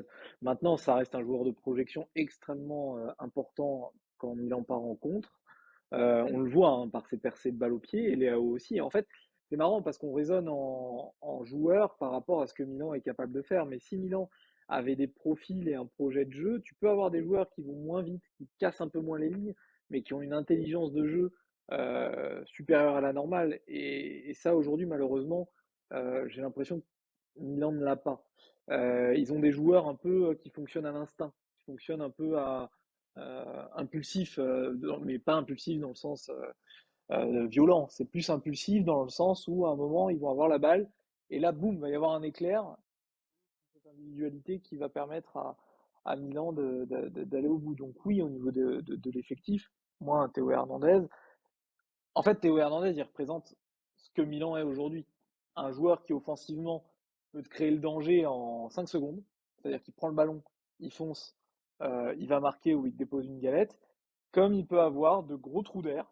Et on l'avait vu, je crois que je sais plus, c'était face à Sassuolo où il fait une erreur grotesque, je sais plus, où il fait une passe en retrait, où il perd un ballon Oui, je crois sur un que oui, bel pied. c'est Sassuolo, ouais. Voilà. Et sur le deuxième but, je crois, de Scamacca, j'ai un petit trou de mémoire. Mais Ouais, ouais, c'est. Scamacca, je pense que même, enfin, il a quand même fait une frappe de 30 mètres. Je Oh pense là que là. personne s'attendait à Ouais. ce que enfin, perdre une balle à cette distance-là, ça finisse en cacahuète comme ça. Ah oui, oui, ça fait un gros pétard en pleine lucarne, là, je me rappelle. Mais ouais, il manque à Milan, pendant à droite de son côté gauche. Euh, je sais pas comment le matérialiser. S'il continue à jouer comme ça, entre guillemets. Oui, oui, Parce bah oui, non, que, mais oui, c'est ça. C'est si ça restait dans cette espèce de, oui, mais en c'est même une temps, faut espèce pas de qu'il quatre deux continue à trois jouer un comme ça. si Ouais, je regarde bien. Pour moi, mais il faut, c'est un non, 3-5-1 refoulé, hein, vraiment. Genre, ouais, oui, parce que Hernandez, il est toujours plus haut et du coup, c'est l'arrière latéral droit qui se replace un peu pour défendre. Mais quand je dis jouer comme ça, c'est plus dans ce, pas tant tactiquement, mais c'est dans le style. Une possession aujourd'hui qui est stérile, mais qui peut, sur un contre, déclencher quelque chose d'assez fort.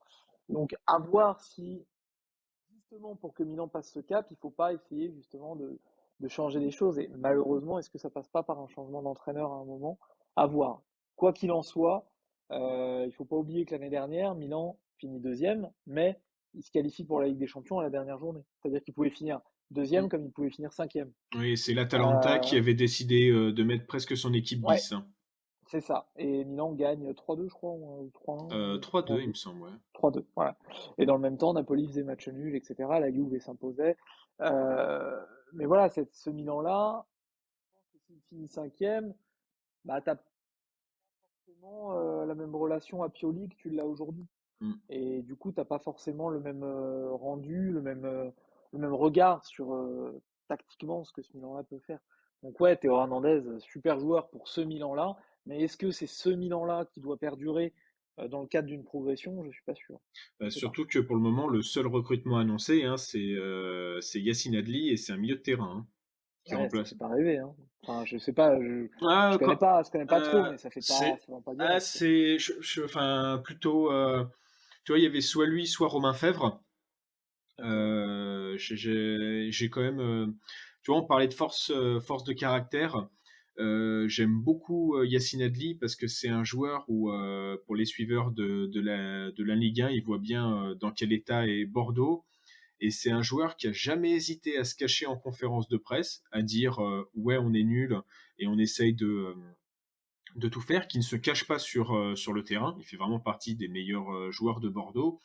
Et je Mhm. me souviens même qu'il n'avait pas hésité à gueuler contre Laurent Koscielny, qui quand même, on parle d'un mec qui a été international français, qui a fait finale du championnat d'Europe. Oui. Et Yacine Adli était vraiment. Il y avait eu dans les vestiaires, je crois, une espèce de bisbille. Donc non, ça pourrait, sachant que le Milan va perdre Kessié, c'est pas du tout le même profil, mais mais ça reste une bonne recrue qui pourrait l'année prochaine, je pense qu'on pourrait en parler de la même manière dont on parle de Brahim Diaz actuellement. Ouais, il faudra qu'il soit très performant alors, hein, parce que Mm, pour remplacer Kessié, qui est quand même, depuis un an et demi, le maître à jouer hein, du milieu de terrain du Milan, c'est quand même mm. lui qui décide un peu de l'état de forme du milieu. Bah, il va falloir Ah qu'il soit vraiment bah très très performant pour espérer aller chercher mieux qu'une deuxième place. Donc c'est un titre. Et, quand il perce le milieu, enfin je me rappelle l'année dernière le match contre la Juventus, oh, mais ah oui, oui, c'était il leur à a du fait poste, hein. marcher dessus quoi. Ah, c'est pour ça que je me dis, bon, Adli, après, je regarde pas la Ligue 1, vous le savez, mais je me dis, est-ce que si tu veux aller chercher un titre, c'est ce joueur-là qui peut Non. t'apporter une plus-value par rapport à un caissier? Je sais pas. Ah Honnêtement, non, j'ai non, quelques doutes. largement pas, hein. C'est pas, enfin, tu demandes pas d'une certaine manière, il y a très peu de joueurs de 20-21 ans, quand tu les recrutes, tu dis: «C'est lui qui va qui va me faire gagner, le championnat», à moins de s'appeler Barella. Mbappé, hein. Bah, après, Ouais, Barella. Yacine ouais. Adli, son point fort, c'est que, il se projette énormément, mais c'est aussi quand même une certaine garantie défensive. Il a quand même cet Mmh, avantage-là, il te marque des buts, il te marque de très beaux buts. Moi, j'ai vu son but oui. contre l'OM, au Vélodrome. J'étais au stade et il m'a bien fait fermer mon clapet. Après, dans son profil, ouais, on est vraiment sur un caissier, alors qu'un Fèvre peut jouer au milieu de terrain, mais il peut jouer sur un côté. Peut-être que dans les besoins du Milan, j'aurais plus pris un Romain Fèvre. Il était Mais peut-être Romain plus Fèvre, adapté. on en parle encore, hein. Beh, Je crois qu'il a fait une interview où, si c'est pas le Milan cette année, ce sera le Milan, mais rien n'est officiel pour le moment. en tout cas, pour moi, c'est plus un besoin d'avoir un Fèvre dans le Milan que d'avoir un Adli. Après, les 2 sont très bien, mais effectivement, c'est pas du niveau de ce que peut faire l'Inter. Et d'ailleurs, en question de projet, et c'est très ma dernière question que je vais vous poser, messieurs, j'ai la réponse, mais c'est parce que c'est quand même hallucinant. Est-ce que aujourd'hui, quand tu es censé être à la lutte avec un club qui est en plus ton voisin et rival, est-ce que tu lui vends un joueur? Ah Bah, d'un bah non. côté, si tu parles du transfert Calhanoglu, Ah mais ils l'ont pas ouais, vendu, Çalhanoğlu, ils l'ont perdu et l'Inter c'est l'a ça. récupéré. C'est pas pareil. Oui, mais tu fais Ouais, en sorte qu'il n'y aille pas. Je suis Bah désolé, tu peux tu fais pas. tout ce que tu peux pour qu'il n'aille pas à Mais l'Inter. tu peux non, pas. C'est quand même Il a plus de ahurissant contrat, de tu peux perdre rien un faire. joueur pour comme le coup, ça. Une tu fois qu'il a pouvais plus de pas, et en contrat. plus, je pense qu'on le sait pertinemment, c'est que Eriksen ne fait pas son arrêt cardiaque, parce que c'est un arrêt cardiaque, hein. Il y en a qui pensent que c'est juste une espèce de malaise. Un malaise. Il est mort pendant 2 minutes 30 hein, de mémoire. Ouais, oui. Eriksen ne fait pas cet arrêt cardiaque. Çalhanoğlu, il est en train de jouer soit à Samsung Sport, soit Ah, Galatasaray. ouais, non mais oui, Galatasaray, voire serait retourné en Allemagne, jouer à l'Union Berlin. Ouais, c'est probable, ouais. Je dis ça parce que j'ai du respect. Je recherchais quand même, sans vouloir, même si j'ai pas apprécié son passage à l'AC Milan, je cherchais pas un club en bas de tableau et c'est pour ça que j'ai pensé à l'Union Berlin. Donc, s'il y a des mecs de l'Union Berlin qui nous écoutent, c'est pas pour dénigrer l'Union Berlin. Au contraire. Oui, oui, non, c'est un club un peu de pas de premier rang, quoi, c'est juste ça. Non. C'est, Pour moi, il serait pas Çalhanoğlu, retourné à Leverkusen ou à Leipzig ou un club comme ça, quoi. non, parce que c'est des pièges, ces joueurs-là, parce que c'est des joueurs qui sont bons, qui sont pas exceptionnels, Non? mais qui vont avoir des demandes salariales dans un contexte Covid particulier, comme Donnarumma, en fait, Mmh. auquel on ne peut pas accéder. Sauf que Donnarumma, c'est un gardien exceptionnel, c'est la différence. C'est qu'il savait qu'il allait très vite retrouver dans un top club. Ouais. Çalhanoğlu, bah, à l'Inter, c'était un peu, Ibrahimovic l'a dit, là, il avait fait une déclaration. Alors après, bien sûr, si Eriksen ne fait pas son malaise, Çalhanoğlu, l'Inter ne s'intéresse jamais à Mmh. Çalhanoğlu. Mais la réalité, c'est que le premier joueur que l'Inter a voulu recruter pour pallier à l'absence d'Eriksen, c'est Mmh. Çalhanoğlu. C'est-à-dire que c'était pas un choix en même temps par défaut. C'est-à-dire qu'il y avait l'opportunité financière, mais il y avait aussi l'opportunité tactique. Et on voit au final que Çalhanoğlu, bah, il s'est quand même super bien adapté. Je crois qu'il est à plus de 5 buts et 5 passes décisives sur la saison. Il marque de son empreinte le jeu de l'Inter, peut-être même un peu plus que ce qu'arrivait à faire Eriksen. Parce qu'on parle d'Eriksen comme étant un joueur incroyable, mais à l'Inter, ça n'a pas toujours été simple non plus. Donc, Mmh. il avait bien fini sous Conte, mais ça n'a jamais été Bah, il a fallu ce coup incroyable. franc contre, lors du derby de la Madonnina. Oui, oui, en Coupe d'Italie. Et après, en fin de saison, bon, il a fait des bonnes prestations, mais c'était pas incroyable à chaque match non plus, Eriksen. Hein, faut pas non plus le voir Non, plus non, haut non, qu'il non. ne l'est. Il avait des difficultés à l'Inter, il avait été annoncé sur le départ plusieurs fois. Au final, il avait réussi à se refaire une santé, sans mauvais jeu de mots. Et voilà, il lui est arrivé ce qui lui est arrivé. Maintenant, Çalhanoğlu, En bah, effet, hein, j'ai c'est 6 buts, pas, 6 passes D, hein, pour, Aka. voilà, j'ai pas, faut pas, si on compare par rapport à Eriksen sur la même période, Çalhanoğlu, c'est meilleur, c'est meilleur. Donc pour l'Inter, ça a été une vraie bonne pioche. Pour Milan, ça a été une perte parce que bah, derrière, même si le joueur était pas forcément incroyable du côté de Milan, il était très irrégulier, je crois. Bah là, là, Euh, là c'est con à dire, mais quand tu regardes dans ses buts, tu retrouves un peu. Si tu n'analyses pas le jeu de Çalhanoğlu, tu retrouves un peu, tu vois, les choses sur lesquelles on gueulait contre lui, c'est que je vois sur ses 6 buts, t'as le Genoa, t'as Cagliari et t'as Venezia, sachant que c'est un promu hmm. et deux clubs qui sont euh, dans les limbes de la Serie A actuellement. Ouais, ouais, ouais, c'est pas.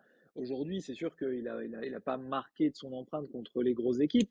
Maintenant, quand tu regardes, bah, il marque quand même contre la Roma Ouais. et contre le Milan aussi, même si c'est des coups de pied arrêtés. Voilà, il a répondu Et il y a un but présent. contre le Napoli. Et il y a un but contre le Napoli, exactement. Donc bon, il marque quand même contre du Oui. gros club. Mais Çalhanoğlu, ça va être ce joueur qui nous manquait avec le départ d'Eriksen, c'est-à-dire c'est un joueur qui a une bonne frappe de loin, qui est capable de Oui. déclencher, qui est capable de tirer des coups de pied arrêtés de fort belle manière. Et ça, je trouve qu'aujourd'hui, à l'Inter, avant Eriksen, on n'avait plus ça. Et aujourd'hui, avec Çalhanoğlu, on l'a à nouveau. Les corners de Çalhanoğlu, moi, je suis épaté, honnêtement. Ah, mais Il les tire il, superbement bien, il- et ça, c'est une arme. il les tirait bien hein, avec l'AC Eh Milan. ouais, C'est mais vraiment. quand t'as Oui. Dzeko, quand t'as Skriniar, De Vrij, Bastoni, même Ranocchia, bah, des corners comme ça, c'est du pain béni, quoi. Ah bah Même c'est. Lautaro, il marque de la tête, hein, donc c'est bien, si c'est bien tiré. Mais non, mais c'est vrai, je revois encore le corner pour la tête de Perisic contre le Napoli. Putain, c'est déposé au millimètre. Alors que Le Lautaro fait corner rentrant contre la 1m74. Hein. Roma, ouais, très bon joueur de tête au demeurant, hein, Lautaro, Ah très ouais, bon non, t'as timing. pas besoin d'être grand pour Mais être un bon joueur de tête. Hein. ouais, ouais, mais voilà, Çalhanoğlu, c'est vraiment je pense que ce qui lui a été reproché au Milan, c'est sa nonchalance et il courait pas beaucoup, j'ai l'impression. C'est pas un joueur qui se donne. On attendait au Milan peut-être qu'il couvre énormément de terrain, qu'il percute beaucoup plus, mais moi je trouve que Çalhanoğlu, c'est pas ce type de joueur-là. Ça va être plus un joueur de dernière passe. Peut-être qu'il dicte un peu mieux aussi le. Ouais, mais regarde, à l'Inter, il dicte pas le jeu. Hein. C'est pas lui qui dicte le jeu, c'est Brozovic qui dicte le jeu. À l'Inter, il est dans un rôle un peu comment on appelle ça, de régiste. Euh, il est vraiment le lien au moment de la transition offensive, mais il n'est pas ce numéro 10 qu'on a voulu nous vendre. Parce que rappelez-vous, Çalhanoğlu, au départ, c'était censé être le petit Ozil, le petit Zidane, machin. Ah oui, En oui. fait, pas du tout. Et à l'Inter, il n'est pas dans un rôle de numéro 10. On joue pas avec un numéro 10 à l'Inter. on joue avec Brozovic dans un rôle un peu à la Pirlo, un mix entre Pirlo et Jorginho, dans un côté récupérateur et organisateur. Et on a ces joueurs qui sont capables de prendre les ballons très bas, mais d'être aussi disponibles entre les lignes pour faire la dernière passe. Mais pas des organisateurs de jeu. Çalhanoğlu n'organise pas le jeu de l'Inter. Et je pense que c'est ça la différence avec le Milan. C'est qu'à Milan, on l'attendait dans un rôle de numéro 10, d'organisateur, de tréquartiste, là où à l'Inter, il a moins de responsabilités. C'est Brozovic qui a vraiment toutes les responsabilités du jeu de l'Inter. Et du coup, ça lui permet de mettre mieux à profit ses qualités qui sont ses coups de pied arrêtés, sa frappe de loin, sa qualité de passe quand même, il faut le dire. Et quand il est trouvé à l'Inter, souvent c'est entre les lignes. Et du coup, il va avoir le temps pour ajuster cette passe, ce mouvement qui va permettre de déclencher une occasion dangereuse. Je pense que c'est ça la principale différence. Ah ouais, de toute façon, oui, je pense que le Milan cherchait un remplaçant à Pirlo, hein. Faut pas qu'on a laissé comme des gros cons, hein. Faut pas se cacher. Ouais, c'est difficile à trouver un joueur Ça comme ça. n'existe presque Mais plus aujourd'hui. On parle beaucoup non. de joueurs des Moi, des années c'est. 2000, Ouais. comme tu as parlé d'ailleurs d'Ozil et même, tu as dit Zidane, je crois? Je dis pas de bêtises? Ouais, j'ai dit Mais, Zidane, non, ouais. non, mais J'ai dit Zidane et non, Çalhanoğlu dans la mais même en phrase. soi, je vois complètement ce que tu veux dire et ces joueurs-là, c'est des joueurs qu'on a adoré voir et c'est aussi pour ça qu'on a peut-être des attentes comme ça. Je pense aussi à un Non, mais Riquelme, c'est parce que mais, Zidane. ça Ouais, n'existe mais c'est parce plus que. et le jeu n'est plus fait pour ces joueurs-là et c'est peut-être aussi le problème. Non, mais c'est parce que tu les compares. Tu les compares toujours. C'est-à-dire que quand Ozil est arrivé, on a dit c'est le petit Bien Zidane, sûr, machin. Euh, et quand Çalhanoğlu est arrivé, c'était le petit bien Ozil. sûr. Mais à force d'être le petit, du petit, du petit, du petit, il y a quand même du talent qui se perd en route. Et tu peux pas comparer au final à un Zidane, à un Ozil ou à un Çalhanoğlu. Au final, tu as une déperdition. Donc aujourd'hui, si on cherche le nouveau Pirlo, pour moi, mais c'est pas par chauviniste ou quoi que ce soit, quand je vois Brozovic jouer, je vois un Pirlo avec des jambes. Même si il a, pour moi, un peu d'intelligence en moins. Parce que Pirlo était capable, en fait, Pirlo, je sais pas comment il faisait, dos à l'action, il voyait l'action. Donc il avait Prise les yeux d'info. derrière la tête. Là où Brozovic, Ah voilà, bah c'est la là prise où d'info, hein, Brozovic, c'est. ouais, là où Brozovic, ça lui arrive des fois, mais par moment, et j'ai déjà vu Brozovic perdre des ballons. Je repense au Napoli, le but du 3-2 que l'Inter récupère, c'est une perte de ballon de Brozovic, ou de Dzeko. Je crois que c'est peut-être Dzeko, j'ai un trou. C'est une autre action à laquelle je pense, où Brozovic peut parfois perdre des ballons un peu dans sa défense quand il est pressé, chose qui à Pirlo n'arrivait jamais.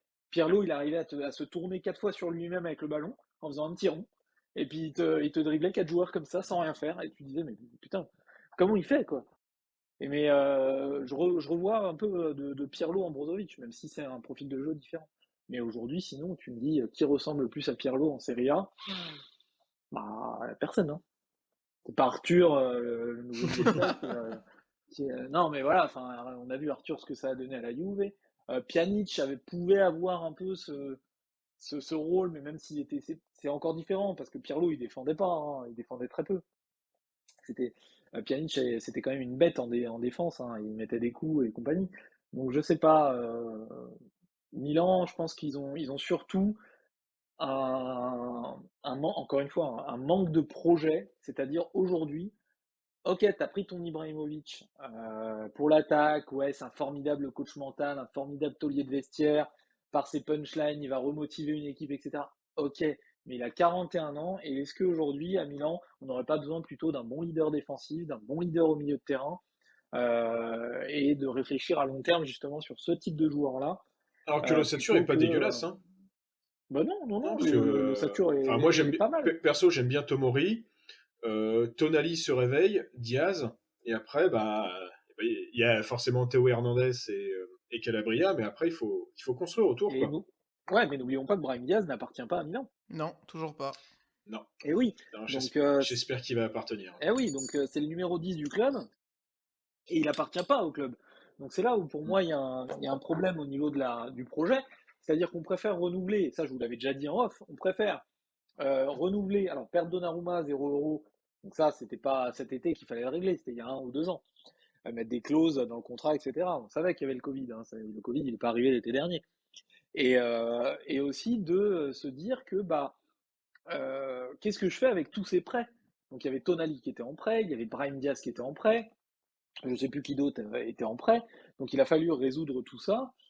Mais Tomori était en prêt. Tomori était en prêt, il a été racheté, et une bonne somme en Oui. plus, hein, il n'a pas coûté 3 euros. Hein. Non, il a coûté 30 millions. Ouais, quand Oh même, la hein, 30 vache. millions, c'est pas rien. Pour un club comme le Milan, qui est pas non plus dans une situation financière ultra confortable, bah 30 Non, mais millions. après, pour défendre, je pense qu'un Tomori, Mais il est même bon, s'il était mi-figue, mi-raisin, il aurait pu être vendu 30 millions à un club anglais. bien sûr, bien sûr. Non, mais c'est sûr, c'est sûr. Voilà. Même 50, Il y a hein. ça à prendre en compte quand même.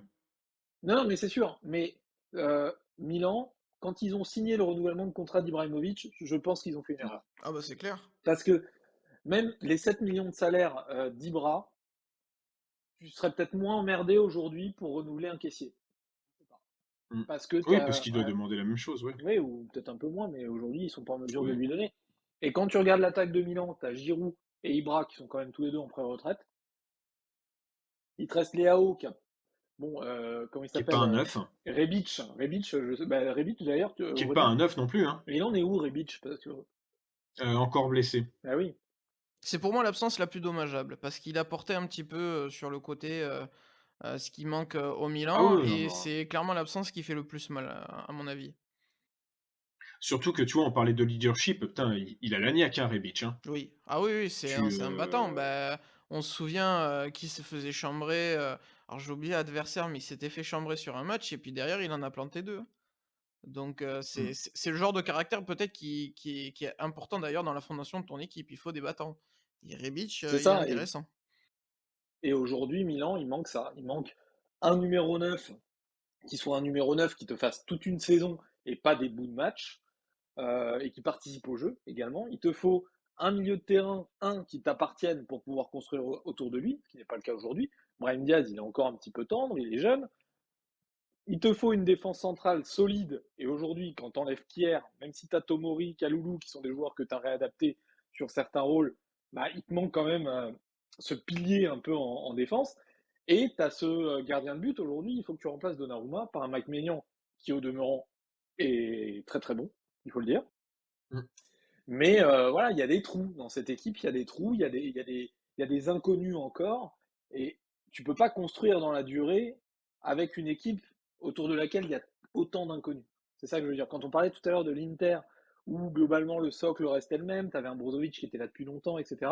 Aujourd'hui, j'ai l'impression que Milan perd petit à petit ses joueurs, entre guillemets, clés, que ce soit Donnarumma, Çalhanoğlu, Kessié, qui étaient là justement depuis un certain temps, qui pouvaient être cette colonne vertébrale et qui vont être dans une reconstruction alors qu'ils n'ont pas fini déjà de construire ce cycle-là. Et ça, c'est dommage. Et je ne sais pas ce qu'ils seront capables de faire l'été prochain au mercato. Bah, déjà, autant au lieu d'aller voir aussi loin, déjà, il y a en fin de semaine, il y a une première réponse à toutes nos questions Face à Naples. qui va avoir lieu. C'est ça, c'est le dernier match entre les gros de la première partie de saison, Milan-Napoli. Le Milan va partir largement favori, puisque sur les Bien confrontations sûr, contre le bien top sûr. 4, ils sont à une victoire, un nul, là où le Napoli est à 2 défaites. Donc là-dessus, Ouais. il va falloir ne pas se manquer parce que, bah, autant pour l'une que pour l'autre, ça pourrait être pas fatal, mais ça commencerait à sentir moins bon en cas de défaite. Oui, et Et puis Milan a aussi, dans les absents du Milan, j'ai l'impression que c'est quand même un peu moins préjudiciable que les absents du Napoli. on est d'accord. Donc là, opération commando pour le Milan pour pas se faire distancer. En tout cas, bah, écoutez, on va voir hein, parce que ça va très vite se décanter en championnat quoi qu'il arrive, puisque bah, notamment l'Inter va affronter en un mois à peu près le top 4. Ça risque de faire des Ouais, différences importantes. Si l'Inter s'en sort bien et qu'à côté, il y a des, pertes de points par-ci par-là des 3 autres, on va vite se retrouver avec un écart. Mais ouais, mais ça peut être déjà le cas là, hein. Ça peut être déjà le cas sur la fin de la phase aller, bah, oui, puisque oui, l'Inter doit jouer la Salernitana et le Torino. Donc au final, c'est deux équipes contre lesquelles l'Inter peut prendre 6 points facilement, pendant que Milan va aller jouer contre Naples. Et après, je sais plus le dernier match qu'ils ont après Naples.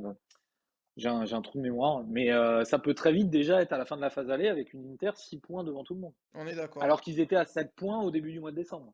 Ils étaient 7 points derrière au début du mois de décembre, ou fin novembre. Donc ça peut aller très vite. Et après, dans les confrontations directes face au gros, j'imagine mal l'Inter s'effondrer. On en parlait aussi en off. Je pense qu'ils vont prendre des points, même s'ils ne gagneront pas tout, hein, forcément. Mais voilà, je pense que Inzaghi a été critiqué parce qu'il gagnait pas face au gros. Bon, bah, il a mis 3-2 au Napoli, il a fait nul contre Milan, il a mis 3-0 à la Roma. Bon, je pense qu'on peut dire que le garçon, c'est pas non plus une pipe, quoi. Donc, il est capable d'aller chercher des points face au gros et c'est plus Milan qui va devoir arrêter de perdre des points contre des Udinese, des Sassuolo, surtout quand tu mènes au score. Face à Sassuolo, tu mènes au score 1-0. T'as pas le droit de prendre 3-1. Tu vois, quand t'es prétendant au titre, t'as pas le droit de mener 1-0 et te prendre 3-1 derrière. Bah, tu prends même C'est un juste 3-0 pas dans les faits. possible. Tu prends un 3-0, comme si tu avais refait un match, tu t'en Oui, reprends 3. ouais, c'est ça. Et tu te prends un carton rouge, je crois, Romagnoli qui se fait exclure ou quelque chose comme ça. Ouais, Mais c'est. donc tu te mets encore plus en difficulté. Mais quand tu es le Milan, que tu es prétendant au titre et que tu joues chez toi, c'était à San Siro, t'as pas le droit Oui. de prendre 3-1 contre Sassuolo. Sinon, t'es pas prétendant au titre. Je suis désolé. Enfin, pour moi, c'est inconcevable. Et derrière, tu te fais pas mener au score contre Udine et revenir à 1-1 par voilà, un petit coup de bluff encore d'Ibrahimovic à la dernière seconde et finir le match avec 12 tirs et un tir cadré. T'es pas prétendant au titre si tu fais ça. Et ça, c'est révélateur. Ces confrontations-là, elles sont révélatrices. Ou prendre 4 buts face à la Fiorentina. Tu vois, c'est plein de petites choses qui laissent penser quand même qu'aujourd'hui, pour être au top, il va falloir blinder un peu le projet de jeu et arrêter de bricoler. Et en Serie A, j'ai l'impression qu'on bricole tout le temps. Et c'est agaçant. Parce qu'on repart de zéro, j'ai l'impression, à chaque saison. Et ça revient à ce que je disais au début quand je vous disais que j'ai l'impression que depuis 10 ans, on n'arrive jamais à avoir nos équipes au top du top. Parce que tu en as toujours une qui cale un peu, l'autre qui revient au top et on stagne. Et pour répondre à ta question, c'est Empoli, le dernier adversaire de la phase aller du C'est pas Milan. facile, hein, Empoli à jouer. Non, Hein. non, et puis en ce moment, il déroule, donc c'est pas le plus simple. Bah écoutez, Ça met 2-0 à Naples. réponse sur les terrains. Messieurs, on va s'arrêter là. On a fait une belle émission. On avait prévu moins, mais c'était tellement intéressant qu'il fallait surtout pas arrêter, surtout que on a fait une belle analyse du Milan et de ses problèmes. Et j'ai hâte de voir comment ça va évoluer, même si j'ai un petit peu peur qu'on s'ennuie plus sur la deuxième partie de saison. Messieurs, je vous remercie. Bah, merci à toi, merci de Bah, nous avoir invités. merci à toi, Simon. Ouais. Et très content, François, que tu fasses ta première sélection dans la gonfle. C'est beau, hein. Il faut un début à tout. Oui, exactement. Et Aurélien, bah toi c'est la quatrième, si je dis pas de bêtises. C'est la quatrième parce que j'ai fait le foot africain, j'ai fait la première sur Le zut, Barça. le Barça. Non, il me semble que c'est juste ma Ah troisième oui, et la c'est ta quatrième. troisième, c'est ta troisième. La, Oui, la effectivement. quatrième est en attente. Est en attente. Mais Aurélien, il peut parler de tout, il est formidable ce garçon. Moi, tu m'invites pour parler de foot africain, je suis muet pendant 1 heure. Eh Je ben suis écoute, incapable de parler de ces sujets. Moi, c'est le foot italien et après, au-delà de ça, vous avez bien vu que je suis perdu. je l'avais surnommé le Yohan Miku de cette émission. Ah bah oui, c'est et, exactement ça. et un membre de Calcio Mio s'était moqué de moi. Oui, c'est vrai. C'est vrai. D'ailleurs, j'en profite pour dire que pour suivre le dénouement de cette saison de Serie A, n'hésitez pas à aller sur calciomio.fr et sur les réseaux sociaux de Calciomio, où vous retrouverez notamment les débriefs de gros matchs ainsi que des revues de presse toujours aussi intéressantes. Et je salue d'ailleurs les différents présentateurs des revues de presse. Et, euh, et voilà, continuez le travail, messieurs, puisque vous êtes tous les deux rédacteurs Calcio Mio. J'ai eu le Ouais. plaisir d'être à vos côtés précédemment. Et j'invite les auditeurs qui ne connaîtraient pas ce site, si vous aimez le foot italien, il y aura pas mieux. Voilà. Ben, merci Simon. Bah, c'est avec Merci plaisir. Simon. On se retrouve très vite. Je crois, normalement, selon le calendrier des programmes, que on ne vous nous réentendrez pas avant les fêtes. Donc, joyeuses fêtes à toutes et à tous, meilleurs vœux. Oui, mais oui, bonne fête Et, à tous. et pour Eh oui. reprendre la saison de podcast, il me semble, il faut le confirmer, que ça reprendra encore par l'Italie. On va parler d'un certain José. Voilà. Oh Ouais, là là là là. c'est toi le rédacteur en chef de ton propre Voilà. podcast, Et donc j'acquiesce totalement ce que je viens de dire, du coup. Ça doit Bon, être, eh ben, ça doit être José Caléron, je crois, quelque chose comme ça. ouais, oui, c'est ça. Je pense, hein. c'est Osé José de Je- scène de ménage. C'est ça. Non, c'est José José, Alfatini. Alors, on peut, José on peut aller loin, hein. Garcia, ouais, Ouais. José on peut aller. Cobos, Ah oui, oh là. Oh oui, joli. donc voilà. Altafini. Tiens, je savais bien que j'avais mal prononcé. Altafine, ouais. Altafini, il y avait je sais qu'il y a le F et le T à chaque fois. En attendant, écoutez, et ben, regardez du sport, faites du sport, vivez le sport, mais surtout, surtout, soyez heureux. Ciao, ciao. Ciao. Ciao.